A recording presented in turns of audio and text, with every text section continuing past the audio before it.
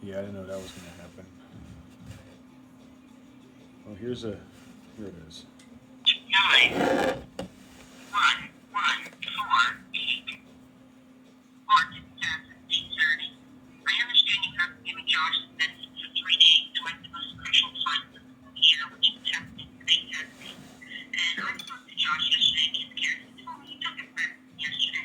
Now either you're teaching him to lie, which is what I'm afraid of having you in his life at home because you're a fucking loser and a terrible father, and he's better off without you.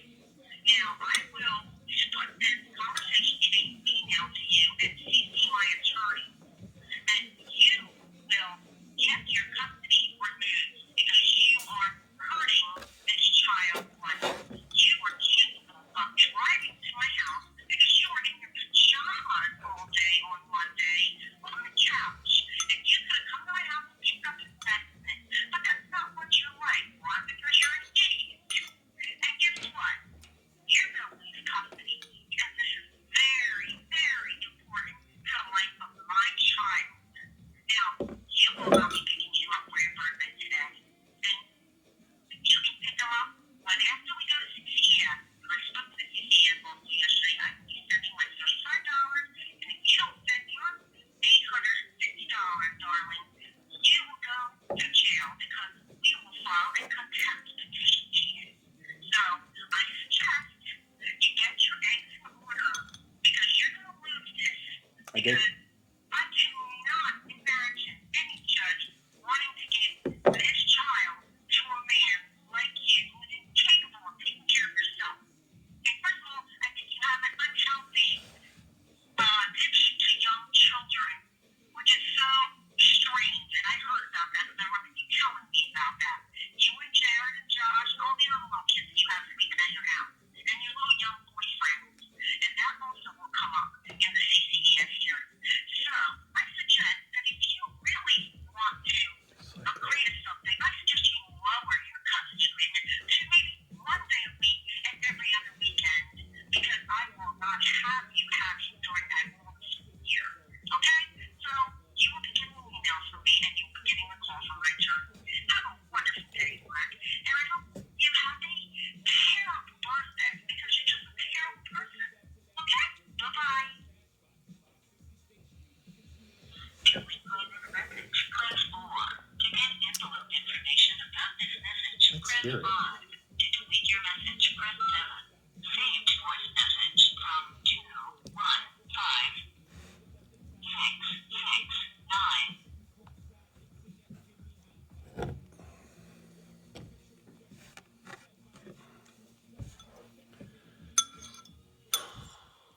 My birthday.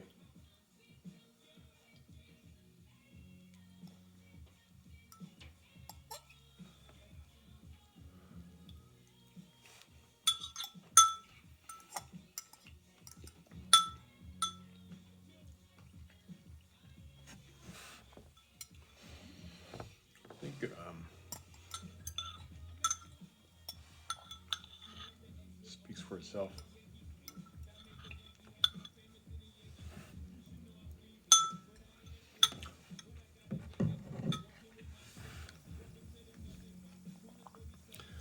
Pajamas. She lives 4 miles from me. Just leaves a voicemail telling me that I was in my pajamas the day before. Is there a camera in here I should know about? Is she spying on me? The woman won't even talk to me in person. She made this way.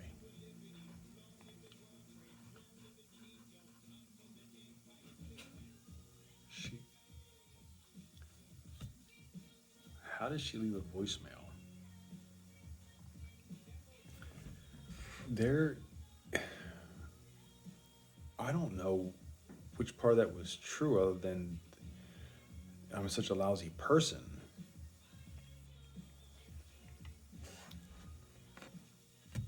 I can break down that email, that voicemail.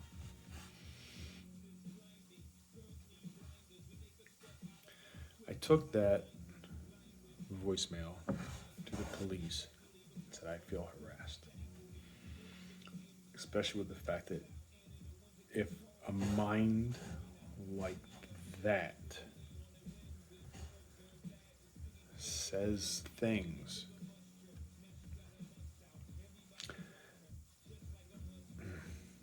okay, my idea of a relationship with a co-parent who aren't living together is that you share birthdays, you share Christmas, you can you can be friends. That was the plan in the beginning. The plan was we will be friends.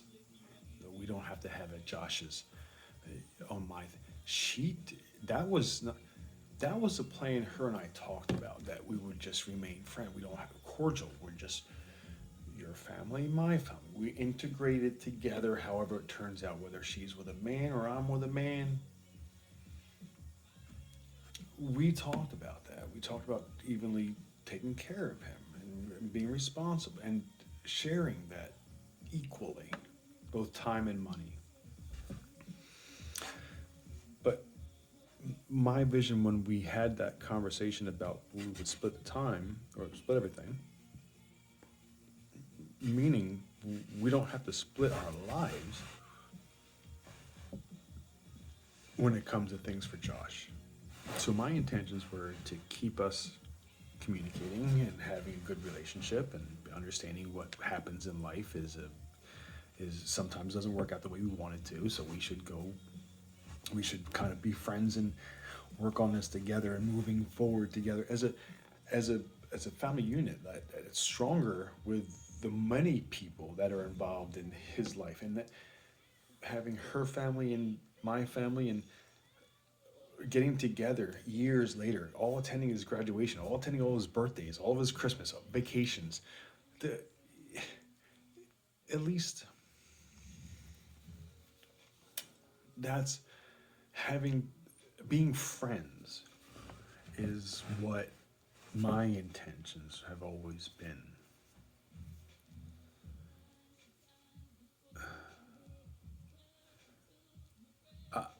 I I didn't go into this thinking that it was a war. I didn't have that fighting in me to do this with her. I didn't. No, I'm not a fighter. I'm not. I don't want to fight. Don't like it. Grew up to it.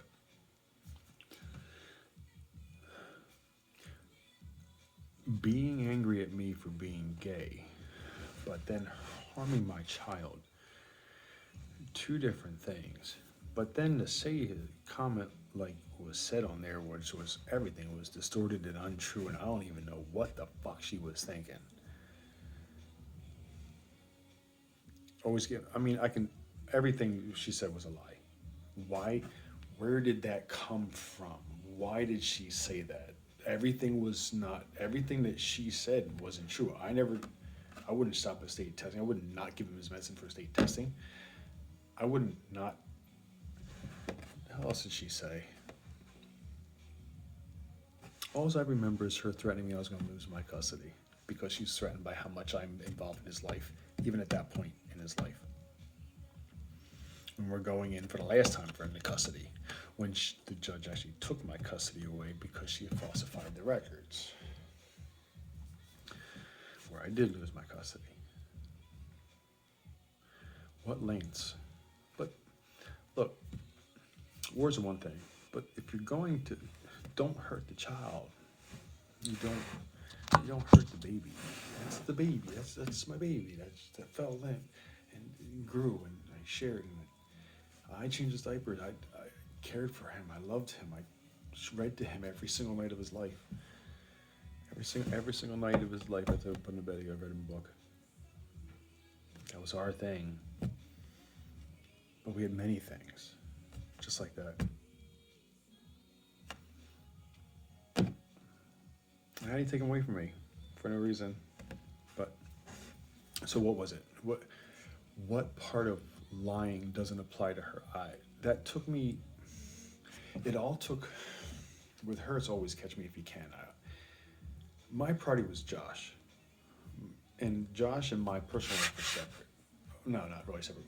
My life was what it was. We were all. I didn't really do anything much different with Josh. I didn't do when he wasn't here. I told him everything. Whatever I did on the weekends when he wasn't with me, told him everything. If he asked, I talked to him. I wouldn't hide anything from him. Or I said, hey, what'd you do this weekend? Oh, this is what I did. So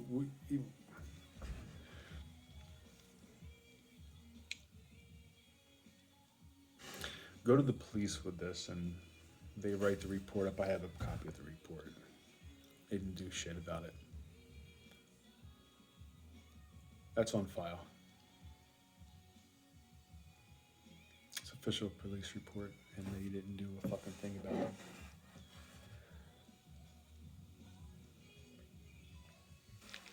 But last August, I got a phone call from the Yardley Borough Police Department, me harassing her. And they pressed charges, and they have a harassment case against me, for which I had to spend money for a lawyer to defend. So, read the message. Read the messages. It starts out very simple. Tess, you need to tell Josh the truth about what happened, about him and me. You need to tell him the truth. He needs to know. I can't deal with it. Not to get her in trouble, but because, long story short, there's an illness for what she is doing to his what she has done to him, the damage she is every day, because of the years worth of damage in all these different areas of his life. She says that the kid, he has no grounding. He has no.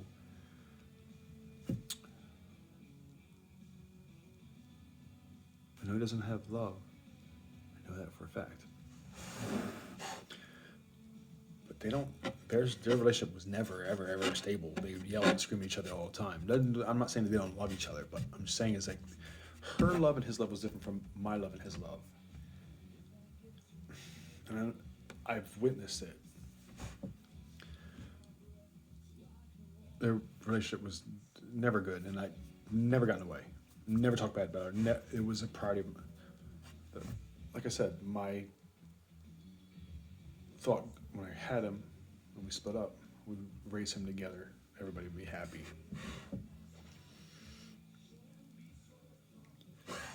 How do we get to this way? Best laid plans. I thought that because she was a court reporter, thought because she had a good job, close with her family, a better family, early on, from the beginning, all of them, before Josh was conceived. They all had me fooled. Yeah, her family, I thought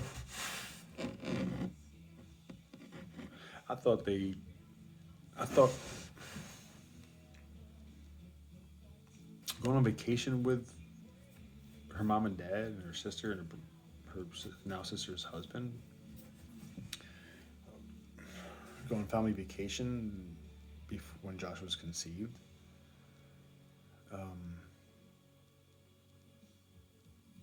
The only thing that changed was I came out gay. Never did anything to her mom or dad or her sister or Steve or Steve's mom. And I met Steve's mom, Steve's dad, Joe's Tessa's sister, and Steve and his mom and dad, and they all came to the baptism.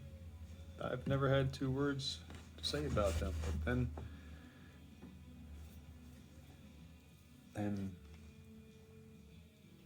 Tess tells them I walked away from my son, is what Joe reported on my GoFundMe page when I was trying to raise money for the second time to go to court.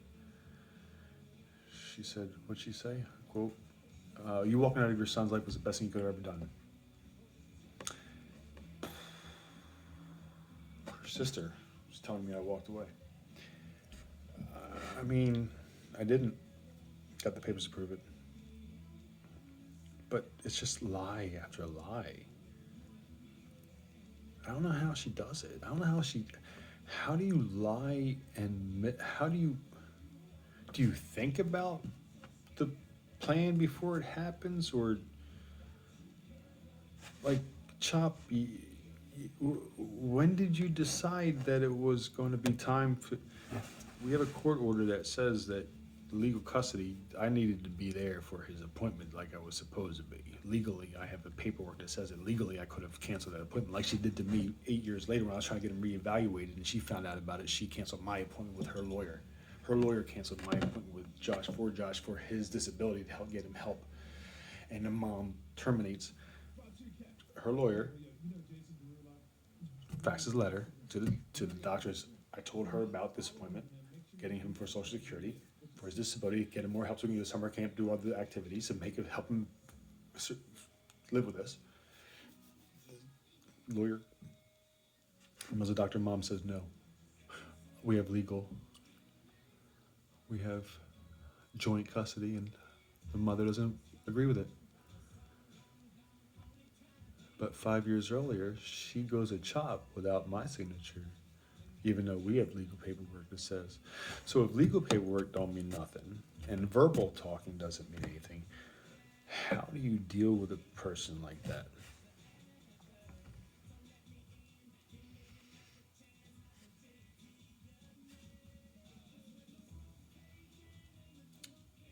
So she lies to me, lies to her family, lies to my sister. I have text messages from her that fucking liar. Everything. Anybody else? Am I forget anybody? Oh, the court. I mean, what can I say? She works for the court. She works for Judge Rubenstein.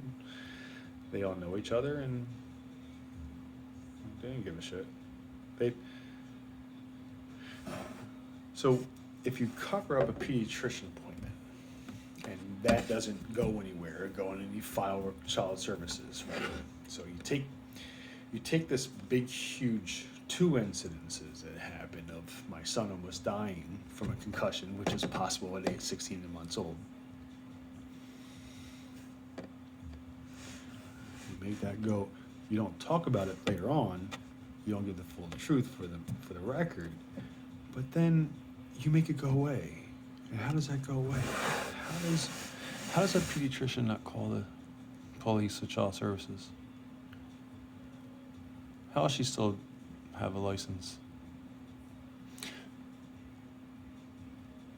So you take little instances like that, and she looks like the great parent.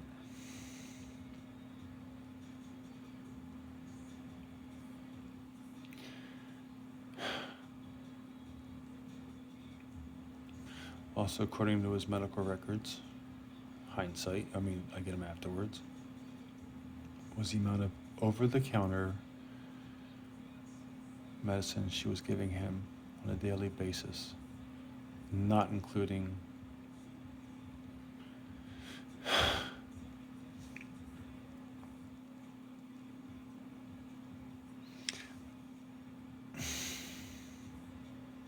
I know I'm psycho, but when I got his medical records, when he was 8 years old, according to my spreadsheet, 7 or 8 years old,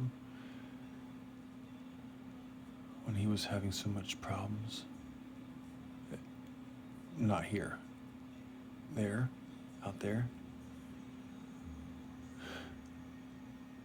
at his mom's, which was going on for 8 years.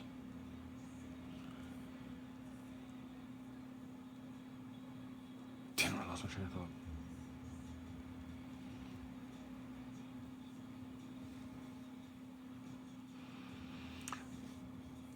The records aren't.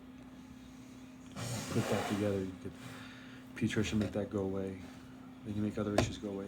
When you perpetually lie and to falsify and make things up.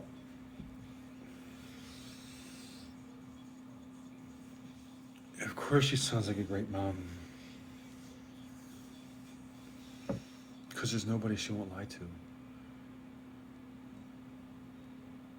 And it's a system's fault because the pediatrician should have come on, call the police or call child services. If she went to the ER, she probably would have had child services called too. Is that why she went to the pediatrician instead? To cover it up? Is that why she didn't call 911 when your child's laying there limp and throwing up and passed out?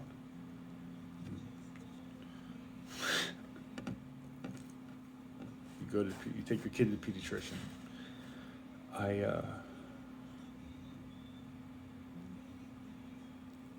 I couldn't be there for him. There's a lot of that in my life. Even now, I can't be with him because she's perverted every part of the story to everyone for so long. Everybody's just tired of all her lies. I mean, I'm tired of her lies. They've been. My sister and my mom, who were Team Mark for 12 years, I'm not asking for favors. When I would tell them about the crazy shit Tess would do that make us nuts and changing things, and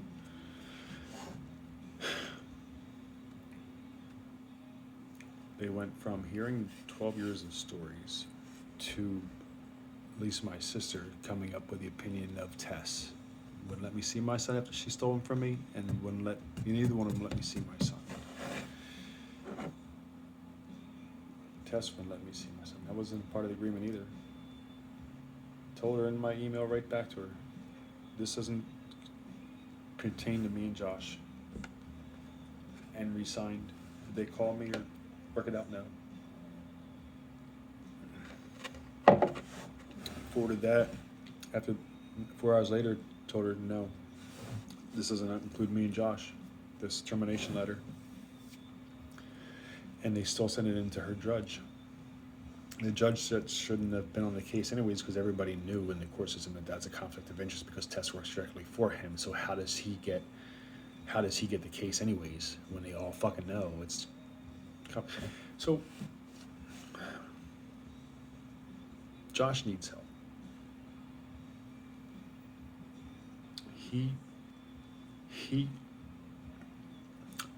I know that because of whatever he thinks he knows, he hasn't been able to tell me yet why he was mad at me.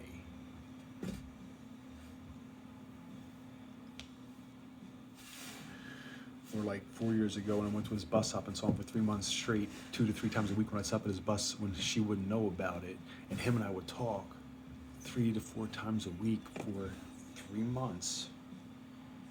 Him and I were reunited, it's in my calendar, January like 27th, after like 5 years, because she changed his phone number when she found out him and I were talking for a couple of years. She changed his phone number, didn't let him talk to me, so I had to go find him at his bus stop, because she wouldn't let me have him. How do you do that for a kid who lives 4 miles away from me? Deny the kid his parent. Hey, it's no, nothing. PFA the whole way. She treated like a PFA. She lives 4 miles.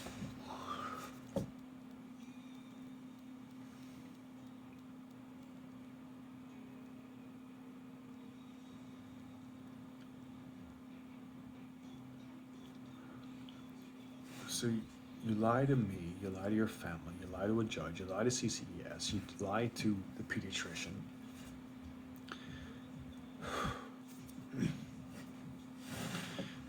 Developmentally,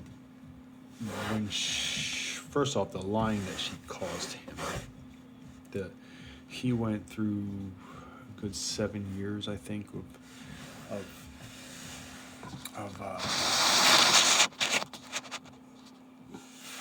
some really hard times of fighting and interaction with people.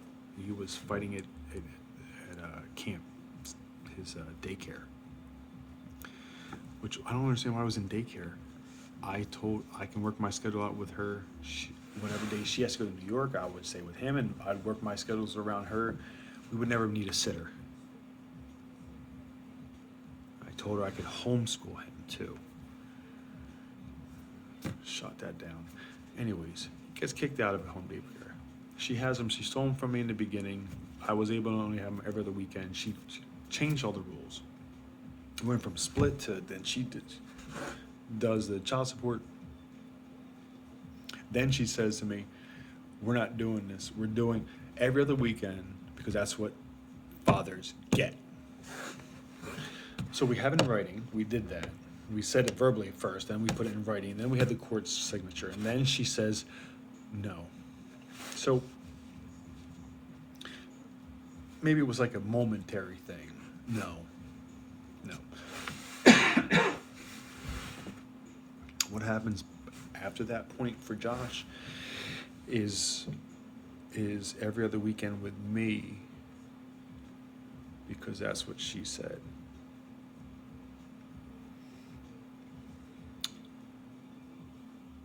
Why didn't I stand up for myself?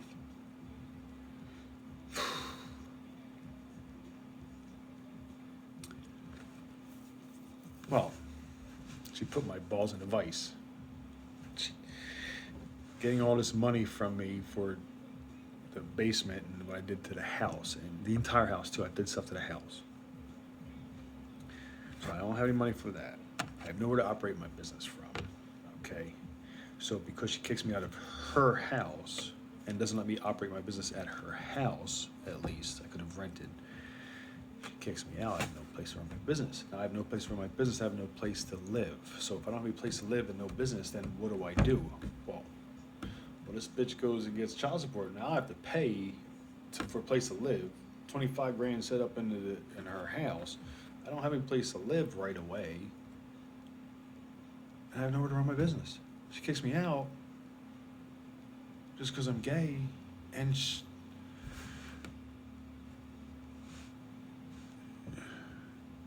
that was the beginning of the.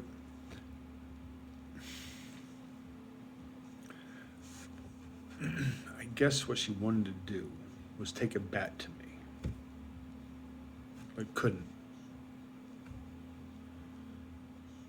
So seeing me suffer was the greatest gift I could give her. I'm not suffering though. My video is for him. My video is to give him some answers, to let him have some insight about who he is or who he was, because he does not remember a thing. He doesn't remember a thing. He doesn't remember who I am or what we did or how we were, or he doesn't remember what life was like here. Because when I saw him for the first time, it was 2017 in like January when I went to go find his bus stop. Couldn't really tell me anything.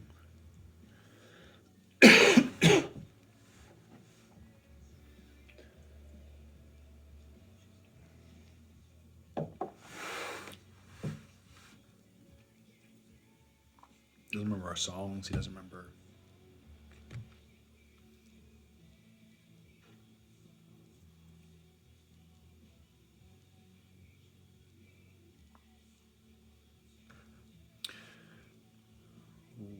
We were active. Him and I were very active. We would take our down days, obviously, but it wasn't 24/7 go, go, go. But I gave him a good life between what he had here and his support at school and his medical condition and my family life and his life here. The thousands of videos tells me that he had a great time. That's physical proof.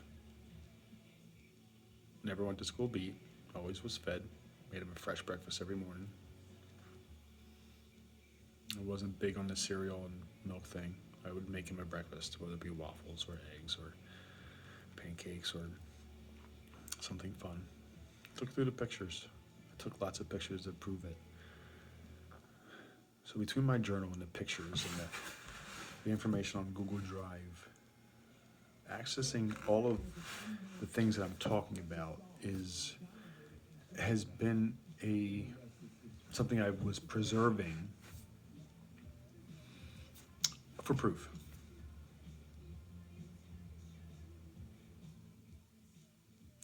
People misjudge my tone.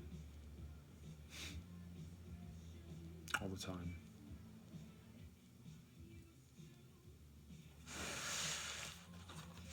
Which is sad because I thought that when you talk to somebody and you say what you mean and you say, it's a done deal. But my word was always my bond. I stuck to the plan. I've invited, there was, out of I've been here for 14 years now, but at the time when I was with Scott, we invited her and Gary over for a barbecue. We were having a barbecue in the back. Didn't even want to socialize with us. Didn't even want to be. I invited them. They both came, and she probably came only because Gary was going to go with her, but she didn't interact with anybody. It was so awkward, but. Am I mad we're not best friends? No. Not at all. I'm not mad we're not best friends. I'm upset about the effects that her doing has caused him. But Josh lacks parental attachment. He hasn't. If you look at the stability between the routines and things that we actually did here versus what he said he does there and what was acted upon in school, the days that she would have him and how he would act in school based on that, how preschool or the home daycare, the next daycare, Chesterbrook Academy, after Chesterbrook Academy, then I believe it was school, he was having problems in those things. And then don't forget the summer camps in between there. So this child's mouth, physically, his mouth on him comes from her. I'm not trying to cast blame. I'm just saying we didn't curse here, we didn't yell here, it was almost biblical, but it's not biblical, but just about biblical.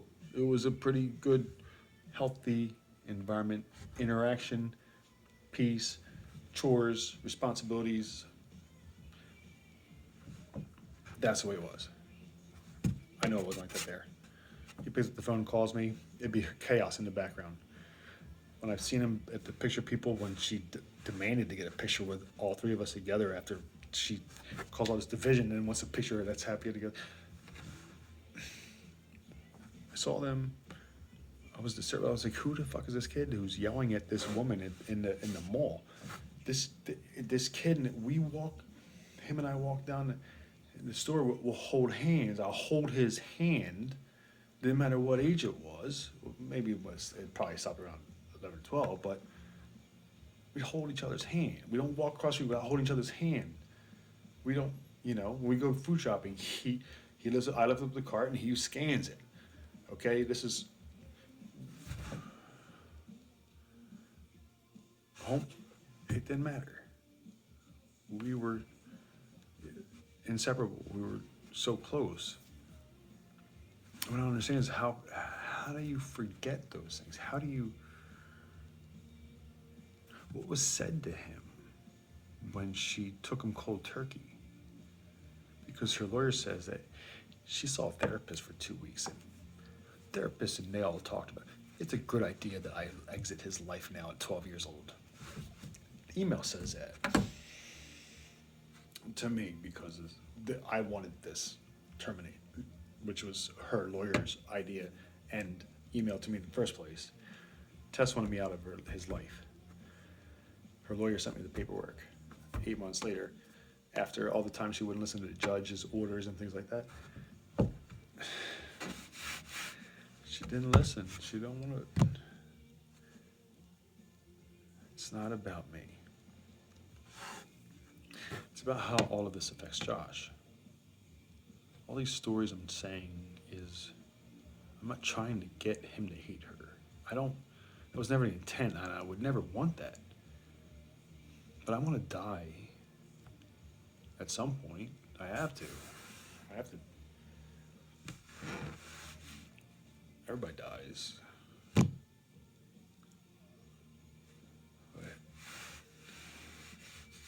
he's going to die not knowing the truth.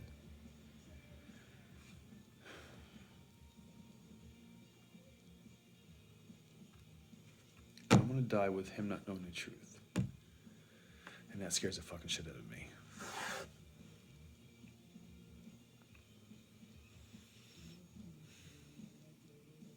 So, sitting here now, I look back over the 18 years of the chaos she caused everything in his life.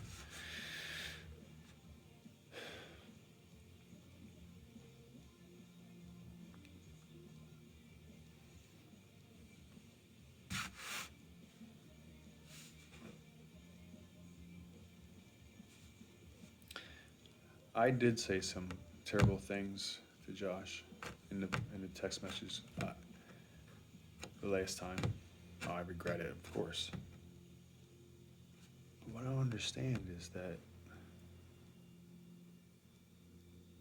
I had him for 12 years. She took him away for 5. But him and I were talking online through Uvu, Snapchat, and other apps for those years, and we weren't seeing each other face to face, even despite she didn't know about it until she found out that she changed his number.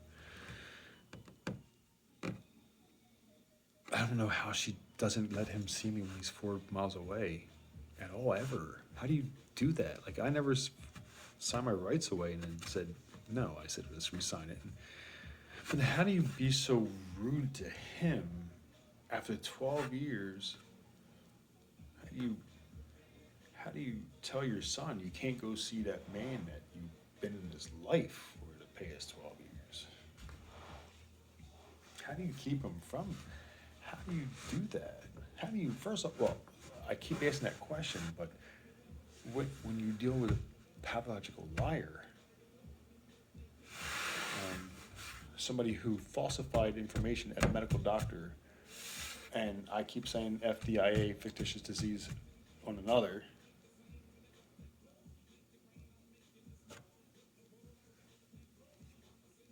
Munchausen syndrome by proxy, the Gypsy Rose story. The mother falsified these medical tests, falsified records to the doctor saying that things were worse than what they really were. Her result from the doctor was to get him on ADHD medicine. The pediatrician wouldn't do it without the pediatrician would give him meds without a fucking, you needed to get the, so she needed it, so she got what because she did it that way. Does that make sense? Because she got the medicine, but all the medically prescribed stuff, she said, fuck you too, to Josh. 17, Dr. Phillips said, without me there to give my input, to tell them who the fuck up is.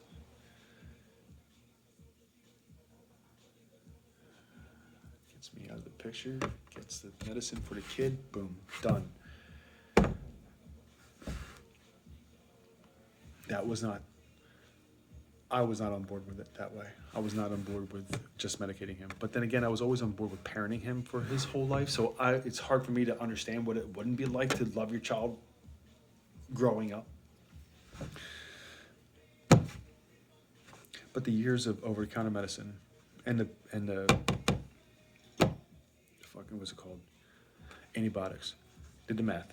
7 years. Out of 7 years, it was 7 or 8. Let's just say 7 for now. Out of 7 years he was alive, let's say 8 sounds better. 8 sounds better. 4 years, antibiotics. 8? No, I think it's 7, because I think it was 3 and 4. 4 years I did the math.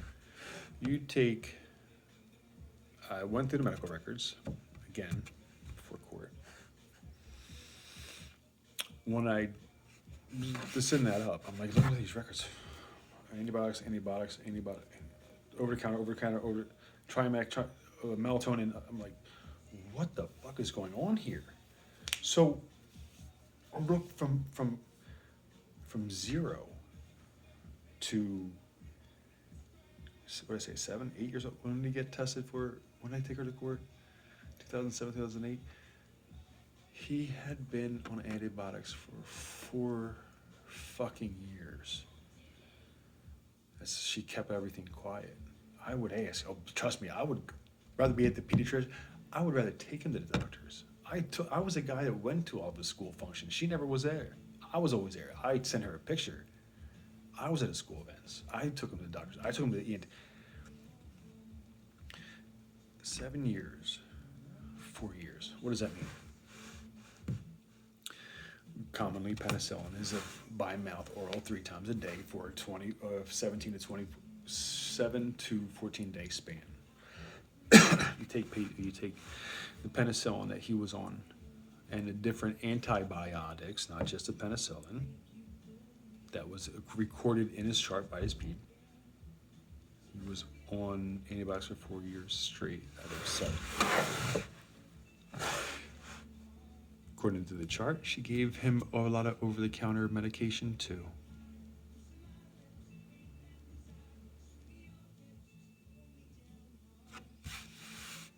"4 years. And then there goes my head again. I started thinking about these numbers, and I'm like, oh my God, what the hell? How do you get to this? How did this? Well, why, you ask? Did I check to see how much he was on antibiotics and check through all of his charts? Because when you have a pathological liar for a co-parent, someone who lies to you, and you find out after the fact, that's the story of my life, after the fact. I wanted to see, this is like killing me right here.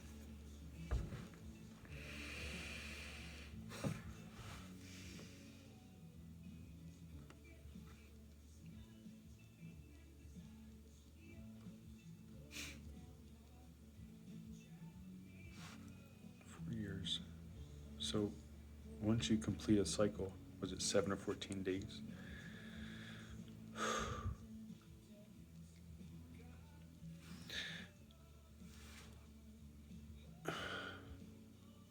I mean, 7, so he was constantly on antibiotics for that time. So he was constantly getting drugged because he has allergies, because he has a seasonal cold, his nose is running, or he looked at her wrong, she took him to the doctors. She took him to the doctors for that much. I have all the record. It's a lot.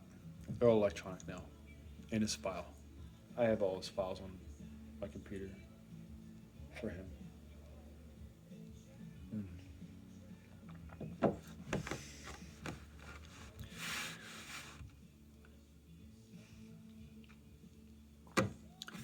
That was enlightening to find out that your kid was on antibiotics for that long and all these other medications along with it, and without your knowledge and consent, like knowing what is going on when you live 4 miles away and you both live in the same school district as your child and you can be together for him. But it's the fact that, 2 things. First off, how come the doctors never looked at his chart and said, geez, he's on antibiotics a lot. What's going on? Should we question it?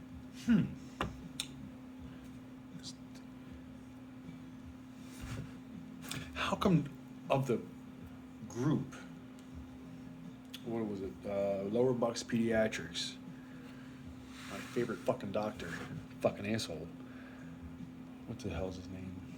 I fucking forget his name right now. Weinberg. Fucking Weinberg. Doc, how come my son was on antibiotics so long? Oh, well, we treat what comes in here.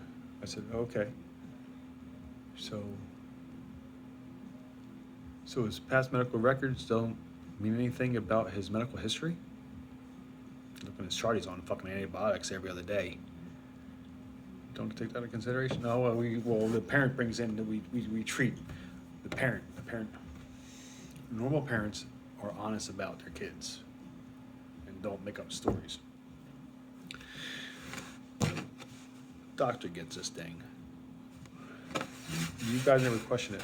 Okay, fine. I asked him about the ADHD medicine. What did he say? No, wait.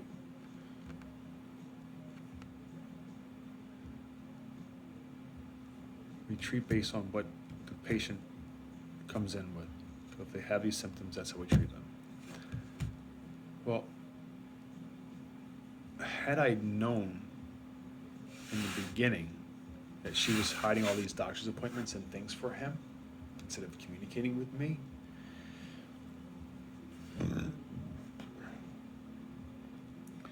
My history is that I have problems with my ears. Tubes in my ears I had when I was younger. So I had allergies. So I had to be treated by ears, nose, and throat specialist. Here's Mark Rawley's records. Takes Josh to ears, nose, and throat specialist, and he's allergic to pet dander. Her house. Pet dander, not my house.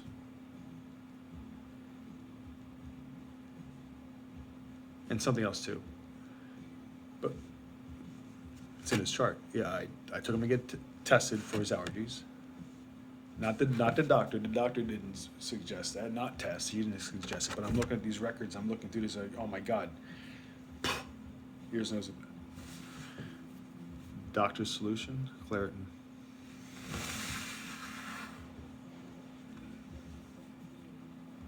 Take Claritin. Take Claritin will help with his allergies to the pet dander. So 4 years of antibiotics, your body builds up an immune system to it. Some antibiotics will no longer be useful at certain times. At different strength will change things. And then he was on all of these things, exposed to these things for all of that time, for four and a half years, according to my spreadsheet. Exposed to that instead of ear, nose, and throat specialist, because not the doctor, not her, ever decided to check it out. Never decided to. No one ever thought to take it forward. No one ever questioned it. So now my son has all of these chemicals running through his body constantly. She's trying to put him to sleep, try to get to bed, because a lot of the medicine that she was giving over the counter was drugging him, making him tired. She would give him melatonin and try to give him cough syrup, with the, put him to bed early kind of thing. That was her thing, but my thing wasn't. Mine was more of a natural kind of thing.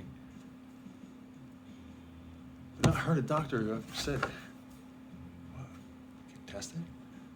The doctor says, well, we treat what they see. So what he said to me is, it's not my job to tell you how to deal with your child's medical conditions. I was like, wow. I can't believe you had him on this medication for this long. I was floored. But because of her pet, it was more important in his immune system. All these chemicals going on in his body. You have him acting out in school. He was acting out, he was fighting, he was yelling, he was kicking, he was punching, he was cursing, because we don't curse here. When he said shit in camp, and they called me about it, he got punished because of something she says at her house, and I have to hear about it. Like, where is the sense of morality? How do you do these things or not do these things for your kid? How do you...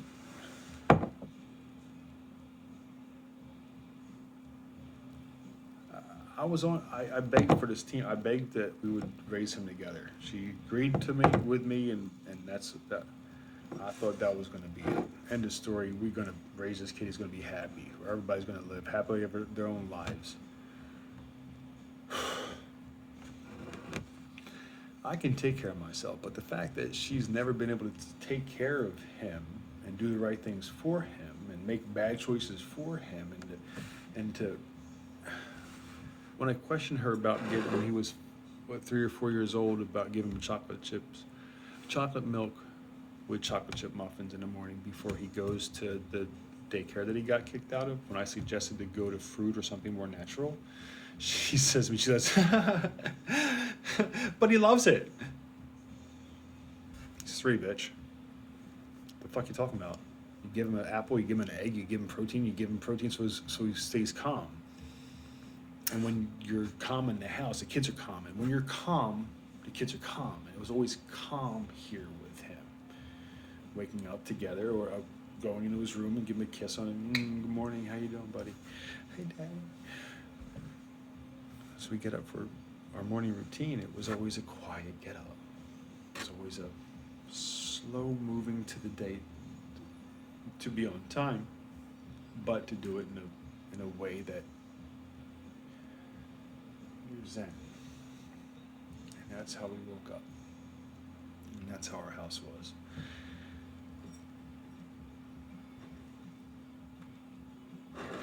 What I don't understand is she didn't spend a time with him when she used to call me on the phone and tell me that she has no time to spend with him at nighttime. Why the fuck did you take away why did you dictate my custody? You she would call me on the phone and tell me she don't have to spend time. She would tell me to get in trouble, but she don't have time to spend with him reading to him or do activities with him.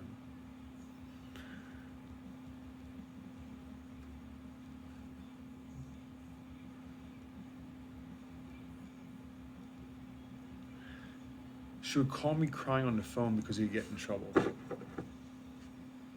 In trouble for this, for doing that, for doing this. Look, bitch, you have him I have him every other weekend. I don't know what the fuck you're talking about. Why are you calling me in the middle of the week for this stuff when you're the one who's clearly raising him? Why would you be fucking calling me then? Why are you telling me that he's getting in trouble? Why would you, Josh is doing, well, what are you doing at home? What's making him act that way? That's my questions to her. Well, eats chocolate milk and chocolate and muffins and goes to school. No wonder the kid acts out. But the fact that she didn't even know how to control that or even say, let me change it around. I'm not even mad at the fact that she didn't even, at that time, like looking back now, I'm not mad at the fact that I'm mad at the fact that, don't tell me you're going to take my kid and then don't do a good fucking job. How's that? That's what I was trying to say. She took the kid and didn't do a good job. She did a terrible job, and his medical records and his state that.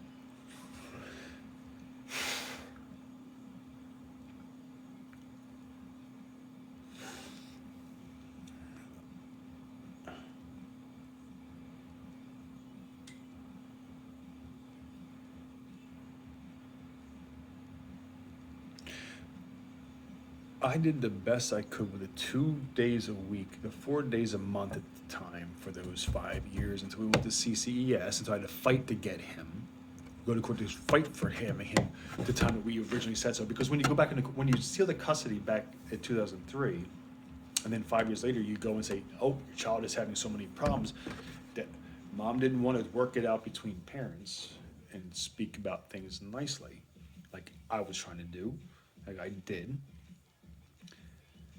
Until last year I flipped the fuck out. But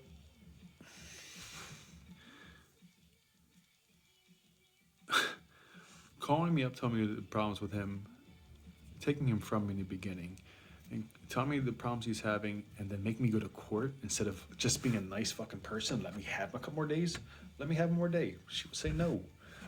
She wanted me to move closer when I lived in Pipersville, to move closer to her so I could be there for him. I did that. Guess what? Nope, can't have more. What do you mean you can't have more? She said, nope. Me and Matt got this place together. She was clearly in need of help, that she enough to ask me. And being kicked out of the schools and having the phone calls from the principals and meetings and teachers, and this kid had his first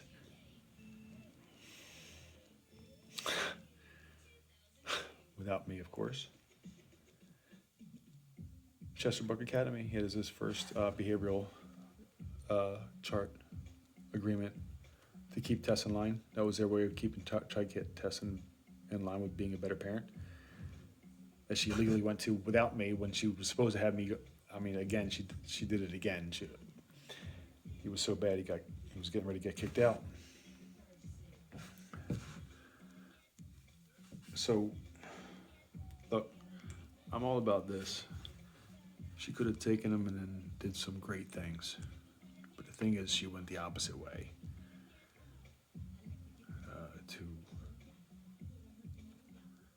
I don't know what kind of mother would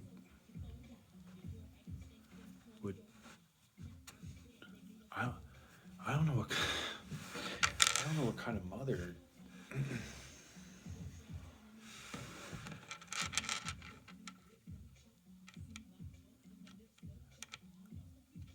I don't have any words.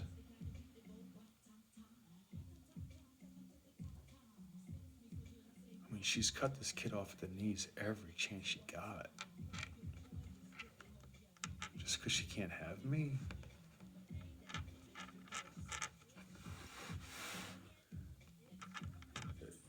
She didn't even try to do a good job. She didn't even try to tell the truth. I'd imagine if she told the truth, life wouldn't have turned out the way it is, but from day one, the day after, we were on a date and she farted when we were sitting on the couch watching The Sopranos, and she denies it. When we first started dating, she denies it. I should have known then. No, I didn't. Bitch, I smelled it. You fucking leaned over and you farted and close to. I mean, you bent over. I'm sitting there on the couch next to you, and then you lean over. And I hear it and I smell it, and you didn't do it. Then you lie about it. Bitch, own it. Whatever.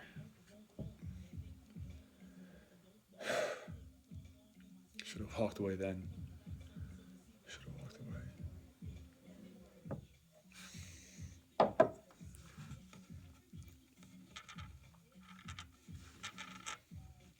Look,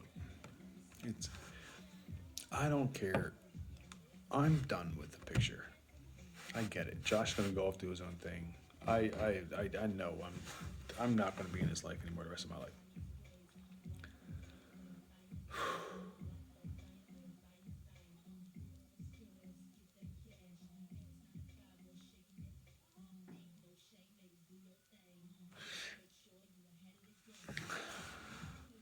What I've seen of Josh is he won't question. I said stuff to him, I texted him stuff that I regretted saying to try to get an answer from him.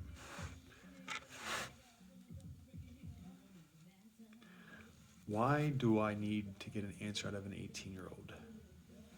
Everybody says, well, they're 18, they're grown. Normal children who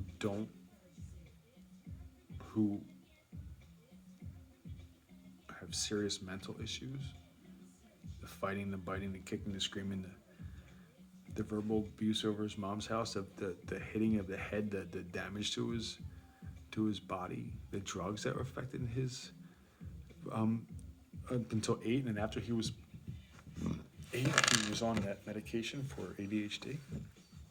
The kid's been drugged his whole fucking life. He can't feel anything. She's numbed his child for his whole life.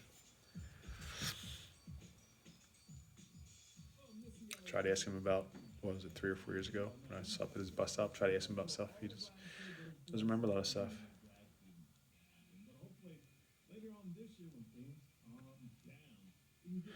So how does she get away with drugging him for that long?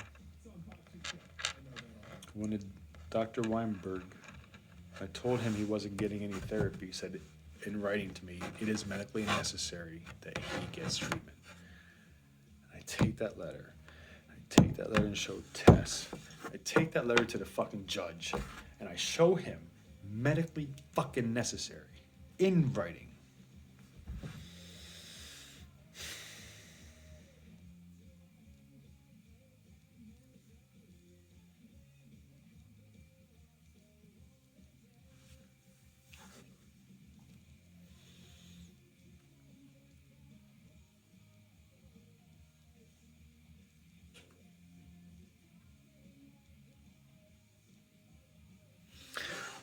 How come he didn't call social services? Because she works for the judge?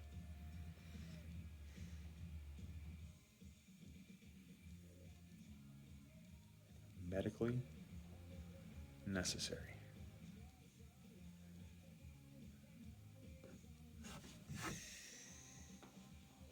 She takes him to CHOP and gets the best evaluation ever that you can get that's half the truth.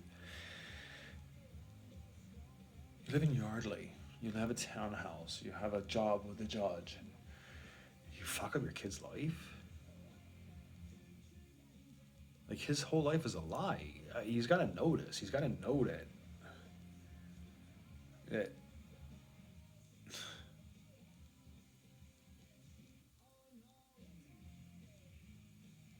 And I fought for him. Crazy as it was,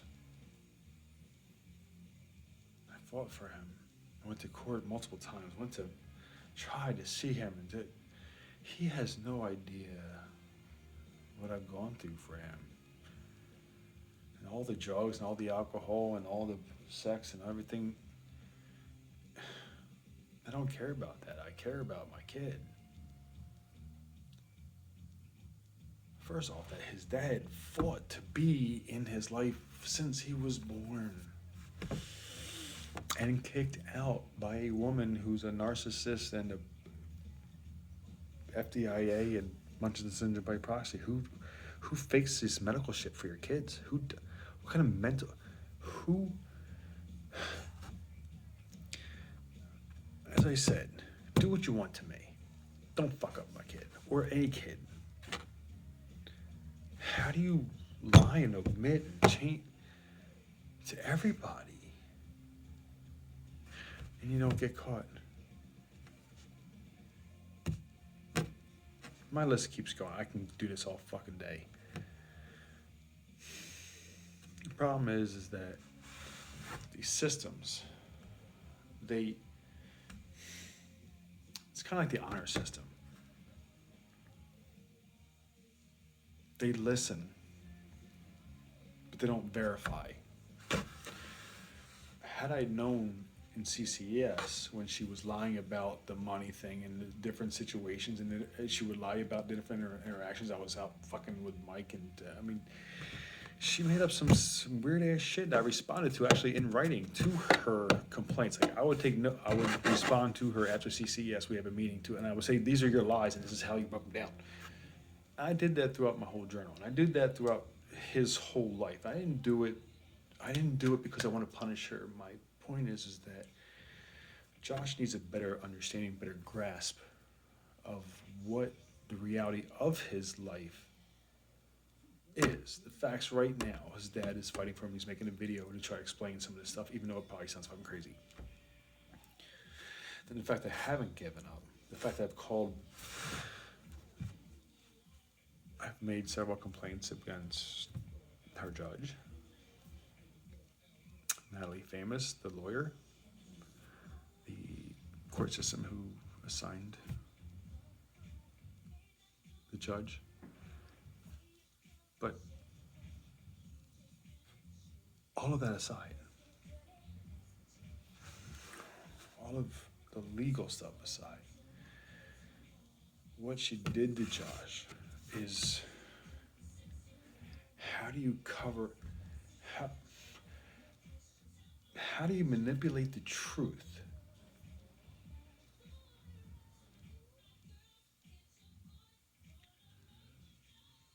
and not get caught?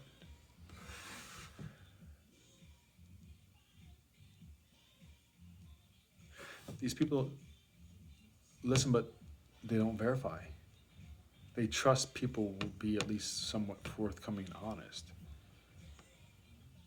Now, if you can hide a few concussions and lying about the father being in the picture and lying about how he really is and what his history was for all of these things, when you go into doctors and you can lie to that, the doctors don't verify. They take the parent's word for it.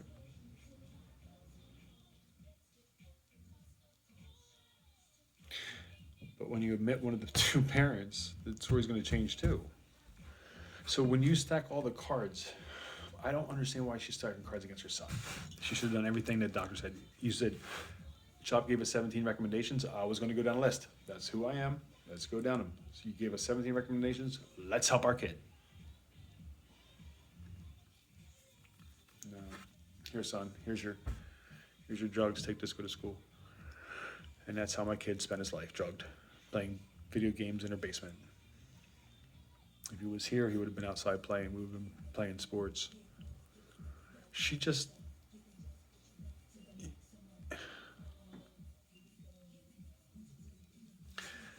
You don't listen to CHOP. You don't listen to me. You don't listen to the doctors.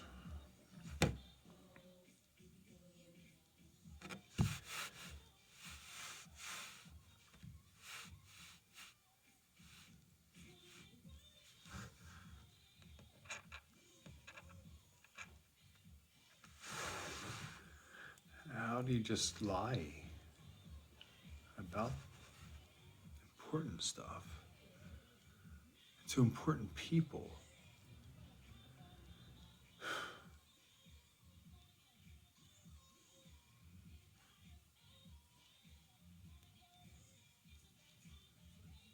All the work I did for those 12 years, making sure I was at every school function of his, making sure I volunteered in the library and the absentee caller, and I volunteered in his classroom for activities, or if there was a Halloween parade, I'd come help, or if there was a back to school night, I'd come help, and I loved it. Took Jared back to the 50s night here because his parents didn't want to go. I took Jared. Jared came up with us everything, but I was there. Even at nighttime, Tess didn't show up. I was at all was, whether it be Halloween or Christmas show, or I was always there. I get the pictures from there. She could never make the school events. She was too busy. But then at nighttime, she's too busy too. She can't even watch him during the day, during the morning, to see him fall down the first step. She couldn't make him breakfast in the morning because chocolate chips and chocolate chip muffins and chocolate milk is what's done. She wanted this beautiful child, but she didn't know how to attain it. Me, with all of my years' experience with my family, my relatives, my nieces, nephews, church people, babysitting, I've had experience. But before Josh was here, I was okay. I was ready.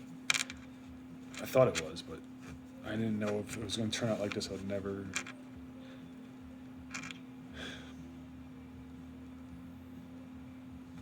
She wanted this perfect kid, but this kid wasn't perfect because she didn't know how to do it. Let me do it? No. I got it. Let you do it, but you fuck up his medical, his education, his schooling, his health, and socially awkward. And then you terminate all these different things that are important to his core. I was important to his core. I was his father. I was his daddy. He called me daddy. He had pictures of him on my chest just months before you took him out of my life. He took a nap after school, after he did his homework on my chest, we were reading something. He took a nap. Just months before she stole him from me.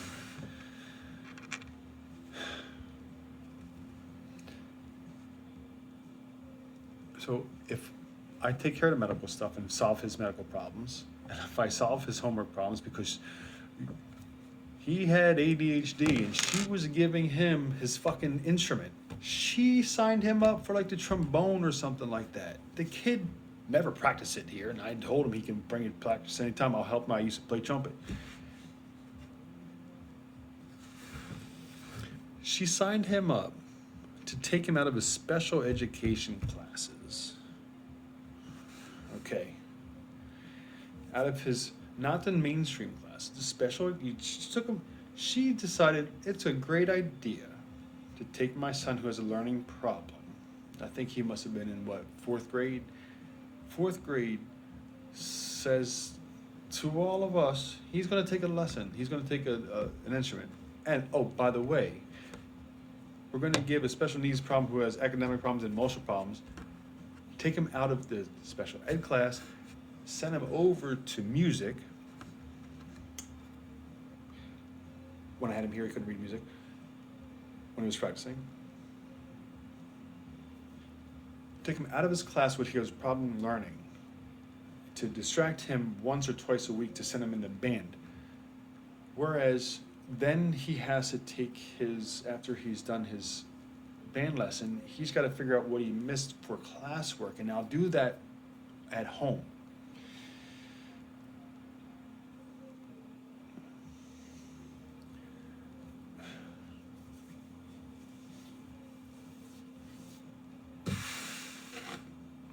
She did that for 2 years.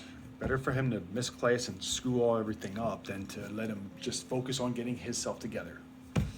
Distraction. She's like the queen of distractions. That's why it's so hard to talk to Josh, because logic doesn't so much work. But